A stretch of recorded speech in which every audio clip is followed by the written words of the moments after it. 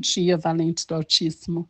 Nesta manhã, a nossa meditação está em 2 Crônicas, capítulo 20, vamos ler a partir do versículo 1, que diz assim: E sucedeu que depois disso, os filhos de Moabe, os filhos de Amon, e com eles alguns outros dos amonitas, vieram à peleja contra Josafá. Então vieram alguns que deram aviso a Josafá, dizendo: Vem contra ti uma grande multidão da além do mar e da Síria, e eis que já estão em Hazazon Tamar, que é em Engedi. Então Josafá temeu e pôs-se a buscar o Senhor e apregoou jejum em todo Judá. E Judá se ajuntou para pedir socorro ao Senhor. Também de todas as cidades de Judá vieram para buscar o Senhor. E pôs-se Josafá em pé na congregação de Judá e de Jerusalém, na casa do Senhor, diante do pátio novo, e disse: Senhor, Deus de nossos pais, porventura não és Deus nos céus, pois tu és dominador sobre todos os reinos das gentes, e na tua mão há força e poder, e não há quem te possa resistir. Porventura, ó Deus nosso, não lançaste tu fora os moradores desta terra, de diante do teu povo de Israel, e não adeste a semente de Abraão, teu amigo, para sempre? E habitaram-se nela, e edificaram nela um santuário ao teu nome, dizendo: Se algum mal nos sobrevier, espada, juízo, peste ou fome, nós nos apresentaremos diante desta casa e diante de ti, pois teu nome está nesta casa, e clamaremos a ti na nossa angústia, e tu nos ouvirás e nos livrarás. Agora, pois, eis que os filhos de Amon e de Moabe e das montanhas de Seir, pelos quais não permitiste que passasse a Israel quando vinha da terra do Egito, mas deles se desviaram e não o destruíram, eis que nos dão apago, vindo para lançar-nos fora da herança que nos fizeste herdar.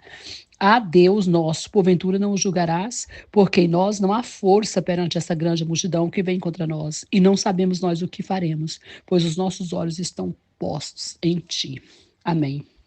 Amados, Josafá aqui estava passando por uma grande luta, né, por uma batalha. Se levantaram vários reinos contra ele e vinham com todos os seus exércitos para destruí-lo. E humanamente falando, ele não tinha como enfrentar. O exército dele não daria conta de tantas pessoas como essa, de tantos soldados do inimigo, né? Então, Josafá toma algumas providências e eu queria para a gente meditasse um pouco sobre essa atitude de Josafá. A primeira coisa foi o seguinte: Josafá apregou o quê? Um jejum.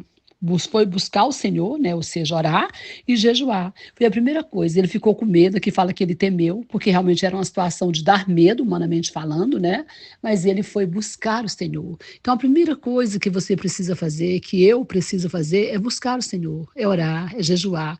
Quando a gente perceber que estamos em perigo, quando estivermos numa situação de dificuldade, quando estivermos numa situação que a gente não sabe, né, como resolver, e não tem força para resolver, e não tem condições de resolver, porque é humanamente impossível resolver aquela situação, nós só temos uma condição, né? Que é nos colocar na dependência total de Deus. E foi isso que Josafá fez, ele foi buscar o Senhor. E a segunda coisa que eu acho interessante é que ele proclamou esse jejum e todo Judá se ajuntou. Então, ou seja, houve uma união entre eles. Eles se juntaram para orar e buscar o Senhor. Eles não ficaram divididos. Muito importante, né? Ficar junto, unido, com o mesmo propósito. E eles fizeram assim. Mas me chama a atenção a oração de Josafá, porque Josafá começa a orar ao Senhor. E a primeira coisa que Josafá faz na oração dele é reconhecer a soberania de Deus. Quando ele diz: Senhor, Deus de nossos pais, porventura não és tu nos céus, pois tu és dominador sobre todos os reinos da gente, é na tua mão a força e poder, e não há quem te possa resistir. Ou seja, Senhor, existe um poder tão grande em ti, existe uma força tão grande que emana do teu espírito, tu podes todas as coisas, tudo está no teu controle, tu tens o poder. Então é para ti, Deus soberano e poderoso, que eu estou clamando, é para ti, Deus dos deuses, Senhor dos senhores, que eu estou implorando. E ele vem para o Senhor, reconhecendo isso, que ele é soberano e que ele pode todas as coisas, e que ninguém pode resistir ao poder do Senhor.